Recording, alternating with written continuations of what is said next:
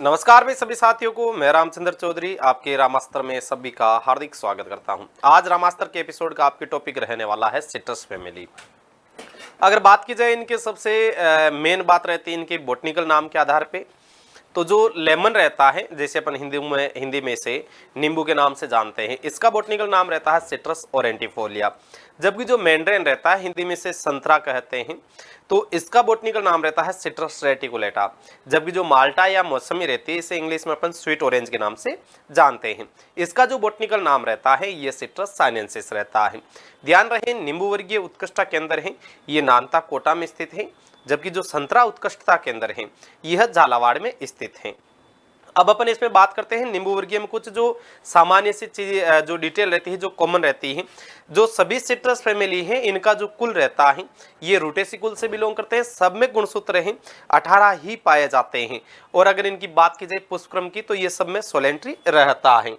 इसके अतिरिक्त अगर अपन बात करें, इनका जो खाने योग्य भाग रहता है ये रसीला प्लेसेंटा रहता है। जबकि इसका जो फल प्रकार रहेगा, ओवरऑल सिट्रस की बात हो रही है, तो इसका जो फल प्रकार रहता है ये सरस हेस्पारिडियम रहता है।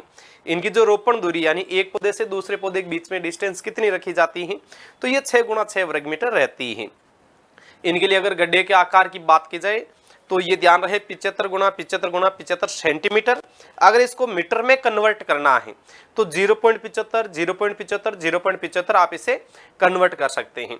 अगर इसके लिए जलवायु की बात की जाए तो ये उष्ण और शीतोष्ण जलवायु इसके लिए अच्छी मानी जाती है। अब अपन इसमें पर्सनल लेमन के बारे में बात करते हैं। ये जो चीजें इतनी देर तक आपको बताई गई थी यह कॉमन थी सिट्रस फैमिली से।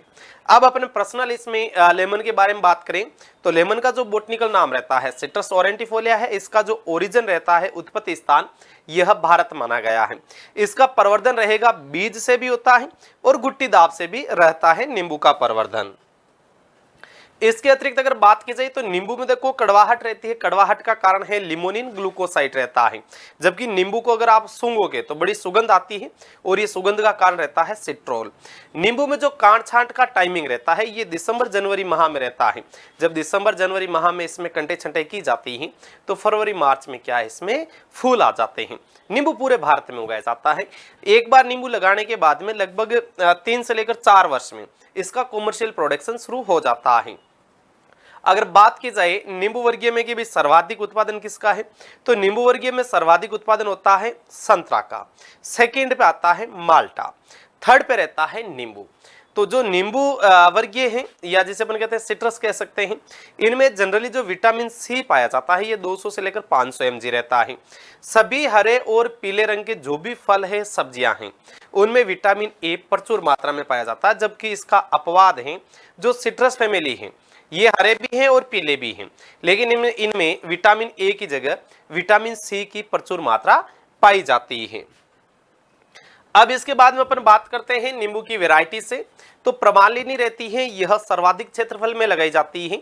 जबकि जो चक्रधर है चक्रधर रहती है, यह सीडलेस वैरायटी है। विशेष याद रखना है कि नींबू की बीज रहित किस्म कौन सी है, चक्रधर। इसके बाद रहती है विक्रम। तो विक्रम ध्यान रहे इसके फल गुच्छों में आते हैं और ये एक ऑफ सीजन की किस्म है। इसके बाद में बात करें पंत लेमन 1, ये 1 साल में 3 बार फलन देती है। इसके बाद बात की जाए साई सरबती की, तो साई सरबती को PKM1 के नाम से भी जाना जाता है और ये नींबू की सबसे खट्टी किस्म मानी गई है। इसके बाद बात करें अपन कागजी की, तो इसका जो छिलका है यह एकदम मुलायम कागज जैसा रहता है। इसके अतिरिक्त अगर अपन बात करें जय देवी के बारे में, तो यह तमिलनाडु की प्रसिद्ध है। जबकि जो तेनाली है ये आंध्र प्रदेश की प्रसिद्ध रहती है। इसके अतिरिक्त अगर वैरायटियां देखें तो 12मासी नींबू रहती है, रसराज रहती है, कागजी कल्ला रहती है। तो यह इसके नींबू की वैरायटियां रहती है। आपको यह रामास्त्र का एपिसोड जो सिट्रस फैमिली के बारे में और पर्सनल लेमन के बारे में जो बातचीत की गई है, कैसा लगा है ये एपिसोड, आप कमेंट बॉक्स में कमेंट करके बता सकते हैं। ध्यान रहे रामास्त्र के एपिसोड को आपको प्रत्येक एपिसोड को देखना है। जो आपकी मुख्य परीक्षा आयोजित होगी उसमें यह एपिसोड के प्रश्न, आपको बहुत सारे प्रश्न देखने को मिलेंगे, इसलिए इनको हल्के में नहीं लेना है।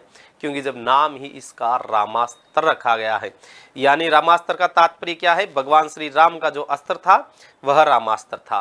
तो आपके लिए भी यह रामास्त्र का ही कार्य करेगा, क्योंकि यह अस्त्र सबसे आखिरी अस्त्र माना जाएगा। ठीक है, तो मिलते हैं रामास्त्र के अगले एपिसोड में, तब तक सभी को राम राम।